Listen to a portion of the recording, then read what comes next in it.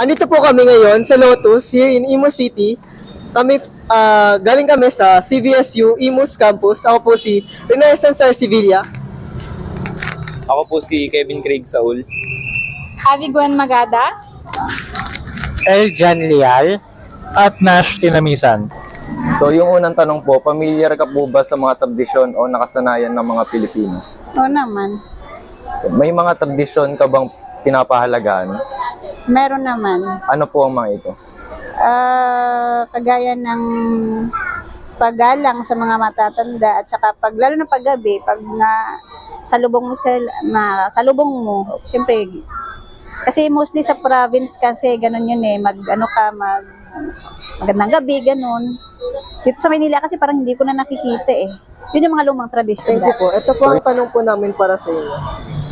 Pamilyar ka po ba sa tradisyon o nakasanayan ng mga Pilipino?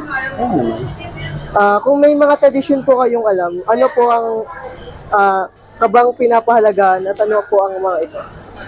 Ang mga tradisyonal na gawain ng mga Pilipino, tulad ng mga tuling sa mga kapwa-tao, yung pagtulong, yan. Ganyan, sample lang yun. Lalo na sa pamangkin ng mga kabataan, sa ginagawa niyo nito, yan. Siguro yung yung unang-uning pagsagot ng po at opo. And then, since 90s tayo, yun, yung sa fiesta, usually di ba naghahanda tayo? Kumbaga nakaugalian na natin. Sa pagkabata, yun yung usually tinuturo ng magulang natin yung paggalang sa dinat. So, hindi po. Saka yung own generation, hindi na po. Kasi halos lahat po ng mga, lahat po ng mga teenager and bala po kayo, mas na po sila sa mga, hindi po nila madali. Kasi po para sa kanila boring. Kaya, ayun na din po nilang tanawin or alalin pa yung mga Para po sa akin na simula sa pagkabata ko, ang nakita ko po sa Pilipino, ina-adapt nila yung tradisyon na Pasko. Di ba Pasko yan? Pasko, tradisyon ng Pilipino yan. Hindi naman makita sa Bible o biblical yan na exact date na birthday ng ating Panginoon. Christmas. So, nag-celebrate sila sa Pasko na kahit hindi sinasabi ng Bible, pero yung mga tao, nag-celebrate sila dahil tradisyon, nagiging kasanayan ng mga bawat Pilipino. Para sa akin, mayroon akong isa na pinapahalagahan na tradisyon ng mga Pilipino. Ito yung pagbabayanihan, yung pagtutulungan natin sa ating mga kapwa kapag may sakuna, nagbibigay ng tulong sa mga nangangailangan. Ang sunod po na tanong, sa iyong pananaw, paano nakakatulong ang mga tradisyon at kultura sa ating pagkakakilanlan bilang mga Pilipino? Para sa akin, dito kasi tayo parang nakilala. Katulad ng pagsasabi ng po at opo bilang paggalang sa mga matatanda. Hindi nawawala yun. At siyempre naipapasa na rin sa iba't ibang generation. Malaking may tutulong kasi, lalo na sa mga mga bagong tubo. Parang pag tinuro mo yun sa kanila, yung tradisyon na yun, so hanggang sa pagtanda nila yun? Madadala nila. Siguro nakakatulong to sa, syempre yung manners natin, unang-una yung ugali natin, sa paglaki. So since tradition, yun, yung culture, napapahalagahan natin yung mga dating gawin natin. sa pagmamahal is may kita yung pagpapanin o paggalit ng isang tao, ng isang Pilipino na marunong gumalang sa mga nakakatanda. Respeto ba sa mga nakakatanda sa atin? Opo, nagmamano pa ako sa nakakatanda sa atin kasi ito ay nagpapahiwatig ng paggalang sa kanila bilang ating mga nakakatanda. Matlo, alam mo ba kung bakit may mga tradisyon ng mga Pilipino? Honestly speaking, una-una parang paisip ko kung alam. Pero since tradition kasi, kumbaga, sa henerasyon natin, ibig sabihin ginagawa na siya before. So, Feeling ko nagkaroon ng mga traditions, syempre para sa pagkabuklod-buklod na katulad ng mga kasiyahan, diba? Yes, na nga ganun. Tapos, siguro para na rin sa ano, kumbaga, yung way ng Pilipino na, di ba kasi sa ibang bansa kasi wala silang mga ganung po at so, kumbaga sa Pilipino, yun yung tatak natin na parang yung Pinoy ka pag sumasagot ka ng ganun. Yun lang. Sa ngayon kasi, sa panahon natin ngayon, halos yung traditional na halos na bago na. Iba na kasi yung panahon ngayon.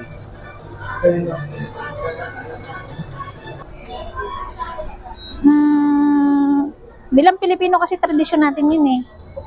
Kailangan natin yung sundin. Yung iba kasi hindi naniniwala, di ba? Ayun, depende naman siguro sa pagpapalaki nung kinasanayan mong pamilya.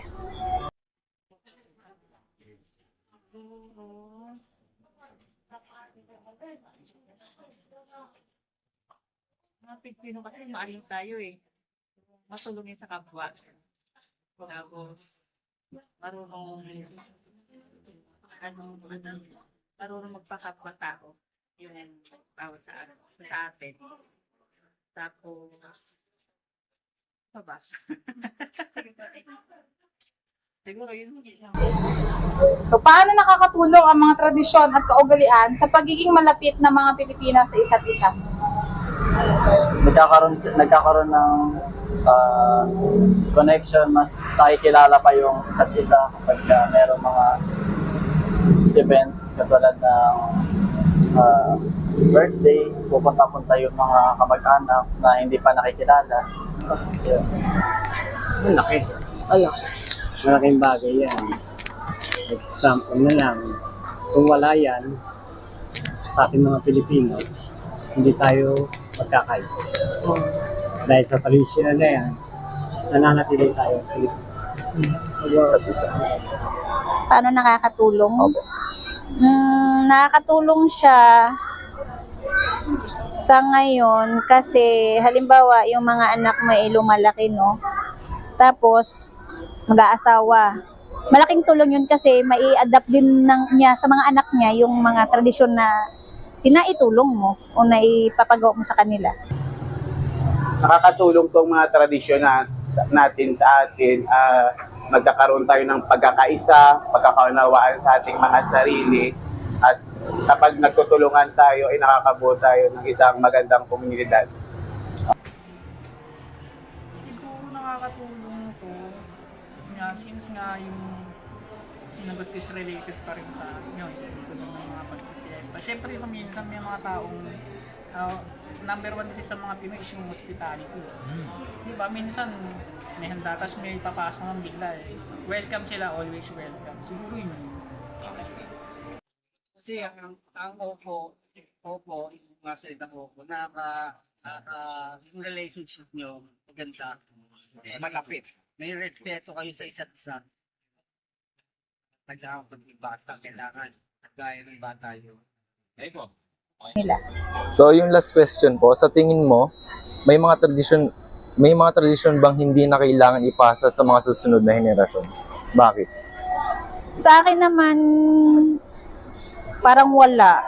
Kasi yung mga tradisyon na kinagisnan ko kasi, mahirap kasi kami, province kasi kami, Bacolod kami. So, kailangan talaga kung anong kinasanayan ko, yun din yung ituturo ko sa mga anak ko.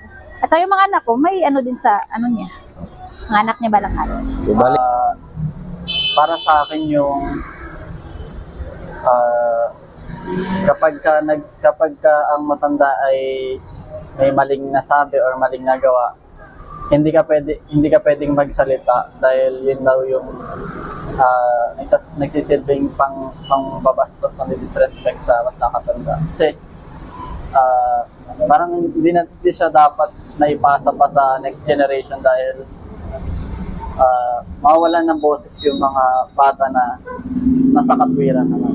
Opo, mayroon po tayong isang tradisyon na matagal ko nang ayaw talaga ipasa sa ating susunod na henerasyon. Ito po yung utang na loob. Kasi ang utang na loob, hindi naman tayo dyan nakaano talaga na kapag may utang tayo na loob habang buhay na natin babayaran. Hindi po dapat ganyan. Thank you po sa pag-interview, Sir Rick. Sige, maraming salamat din. Bye. So, bali yun lang po. Thank you. Thank you po. Okay. Salamat sa iyong mga kasagutan. Thank you po. Thank you. Thank you po. Thank you. Thank you. Salamat.